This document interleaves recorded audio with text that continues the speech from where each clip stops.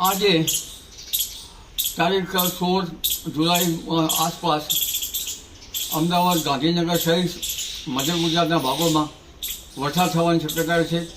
કેટલાક ભાગમાં હળવા ભારે વરસાદ થવાની શક્યતા રહેશે. આ ઉપરાંત ઉત્તર ગુજરાતના ભાગોમાં પણ વરસાદ થવાની શક્યતા રહેશે, જેમાં ખાસ કરીને સિદ્ધપુર, કાકોશી અને વિસનગર આ ભાગોમાં થોડો વધુ વરસાદ થવાની શક્યતા રહેશે. સમી હાડીના ભાગોમાં વરસાદ થવાની શક્યતા રહેશે. ઉત્તર ગુજરાતના ઘણા ભાગોમાં વરસાદ થવાની શક્યતા રહેશે અને આ વરસાદથી પાકને જીવાદારમાં પણ શક્યતા રહેશે.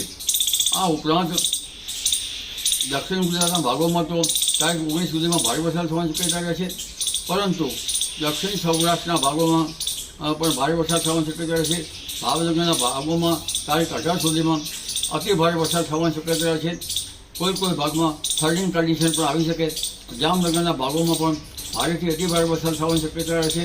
કોઈ ભાગમાં સામાન્ય હળવું પૂરની સ્થિતિ પણ રહી શકે. કચ્છના ભાગોમાં પણ ભારે વરસાદ થવાની શક્યતા રહેશે. સૌરાષ્ટ્રના અન્ય ભાગોમાં પણ ભારે વરસાદ થવાની શક્યતા રહેશે. પણ ઉલ્લેખનીય છે કે આ સિસ્ટમ લગભગ 19 તારીખ પછી વરસાદનું જોર એકદમ ઘટી જશે. દક્ષિણ ગુજરાતના ભાગમાં તો વરસાદ રહેશે, પરંતુ ત્યાર પછી આ ચોમાસું મોન્સૂન ઘડી જશે, ઉત્તર પશ્ચિમ ભાગોમાં જશે અને તારીખ 20-21 જુલાઈ આસપાસ બંગાળ ઉપસાગરમાં બીજી સિસ્ટમ છે, જેના કારણે તારીખ 22 આસપાસ ચોમાસાની ઘડી પુનઃ મધ્યપ્રદેશ થઈ અને લગભગ ઓરિસ્સા, છત્તીસગઢ, ઓરિસ્સામાં થઈને બંગાળ ઉપસાગર સુધી જતી રહેશે, જેના કારણે ગુજરાતમાં તારીખ 22થી 24 તારીખમાં પુનઃ ભારે વરસાદ થવાની શક્યતા રહેશે, જેમાં દક્ષિણ ગુજરાતના ભાગોમાં ભારેથી અતિભારે વરસાદ થવાની શક્યતા રહેશે. દક્ષિણ સૌરાષ્ટ્રના ભાગોમાં વરસાદ થવાની શક્યતા રહેશે.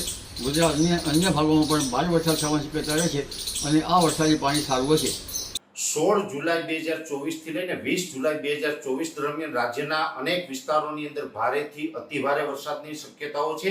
તો અમુક જિલ્લાની અંદર અતિ તીવ્રતા સાથે 15 ઇંચ આસપાસના પણ વરસાદ નોંધાય તેવી શક્યતાઓ હાલ દેખાઈ રહી છે. જેનું મેઇન કારણ છે કે અત્યારે બંગાળની ખાડીની અંદર એક લો પ્રેશર સિસ્ટમ તૈયાર થઈ છે, જેને કારણે મધ્યપ્રદેશ, મહારાષ્ટ્ર, ગુજરાત અને અરબ સાગરના અમુક ભાગ ઉપર સાયક્લોનિક સર્ક્યુલેશન બની રહ્યું છે. જે સાયક્લોનિક સર્ક્યુલેશનને કારણે 850 એચપીએ લેવલે એક બહોળું સિયોઝોન સર્જાઈ રહ્યું છે. આ તમામ પરિસ્થિતિને કારણે રાજ્યની અંદર અનેક વિસ્તારોની અંદર ભારેથી અતિ ભારે વરસાદની શક્યતાઓ છે, જેમાં ખાસ કરીને 15 જુલાઈ 2024 ના રોજ પણ રાજ્યના અમુક વિસ્તારો, જેની અંદર મધ્ય પૂર્વ ગુજરાત, મધ્ય ગુજરાત અને દક્ષિણ ગુજરાતની અંદર વરસાદો નોંધાયા છે.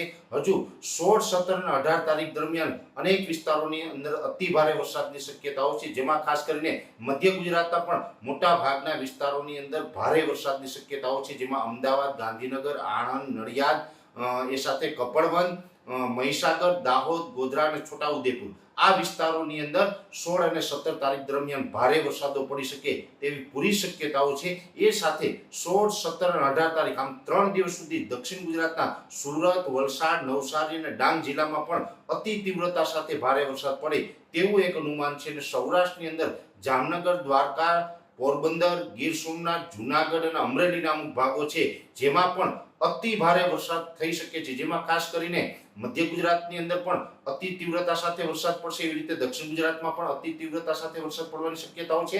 અને સૌરાષ્ટ્રના જે જુનાગઢ, ગીર સોમનાથ, પોરબંદર, દ્વારકા અને જામનગર જિલ્લા જેવા વિસ્તારો છે, એમાં લગભગ મારું એવું માનવું છે કે 10 થી લઈને 15 ઇંચ સુધીના પણ વરસાદની શક્યતાઓ રહેલી છે. એ સાથે સુરેન્દ્રનગર, મોરબી જિલ્લાની અંદર પણ સારા વરસાદો પડે તેવું એક અનુમાન છે. એટલે 16, 17 અને 18 તારીખ આમ કન્ટિન્યુ આ દક્ષિણ ગુજરાત, સૌરાષ્ટ્ર અને મધ્ય ગુજરાતની અંદર સારા વરસાદો પડશે. કચ્છ જિલ્લાની અંદર પણ 17 અને 18 જુલાઈ દરમિયાન ભારે વરસાદોની શક્યતા છે, જેમાં કચ્છ જિલ્લાની અંદર દરિયાઈ કાંઠાના વિસ્તારોની અંદર તીવ્રતા વધારે રહેશે. બીજા વિસ્તારોની અંદર પણ મધ્યમથી સામાન્ય વરસાદો પડે તેવી શક્યતાઓ છે. એકંદરે ઉત્તર ગુજરાતની અંદર જોવા જઈએ તો ઉત્તર ગુજરાત અને મધ્ય ગુજરાતની અંદર અત્યાર સુધી કોઈ સારા વરસાદો નોંધાયા નહોતા, જેનું મેઇન કારણ હતું કે અત્યાર સુધી જે વરસાદો પડ્યા છે તે તમામ સિસ્ટમ અરબ સાગર તરફથી આવતી હતી. આ 2024ના ચોમાસાની અંદર પહેલી વખત બંગાળની ખાડી તરફથી આપણે કોઈ વરસાદી સિસ્ટમનો લાભ મળી રહ્યો છે. બંગાળની ખાડીની અંદરથી આ લો પ્રેશર આવી રહ્યું છે, જેને કારણે મધ્ય ગુજરાતમાં તો સારા વરસાદો પડશે, પણ ઉત્તર ગુજરાતમાં પણ સારા વરસાદોની શક્યતાઓ છે, જેમાં ખાસ કરીને અરવલ્લી, સાબરકાંઠા, બનાસકાંઠા, પાટણ અને મહેસાણા આ પાંચે પાંચ જિલ્લાની અંદર લગભગ 5 થી 7 ઇંચ જેવા વરસાદો પડે તેવું એક અનુમાન છે. એકલ દોકલ સેન્ટરની અંદર 7 ઇંચ કરતાં પણ વધારે વરસાદ પડી શકશે. ઓલ ઓવર જોવા જઈએ તો 16 જુલાઈ 2024 થી લઈને 20 જુલાઈ 2024 દરમિયાન રાજ્યના અનેક વિસ્તારોની અંદર વરસાદો પડવાના છે, પણ તેમાં સૌથી વધારે તીવ્રતા છે એ મધ્ય ગુજરાત અને સૌરાષ્ટ્રના દરિયાઈ કાંઠાના વિસ્તારોની અંદર જોવા મળે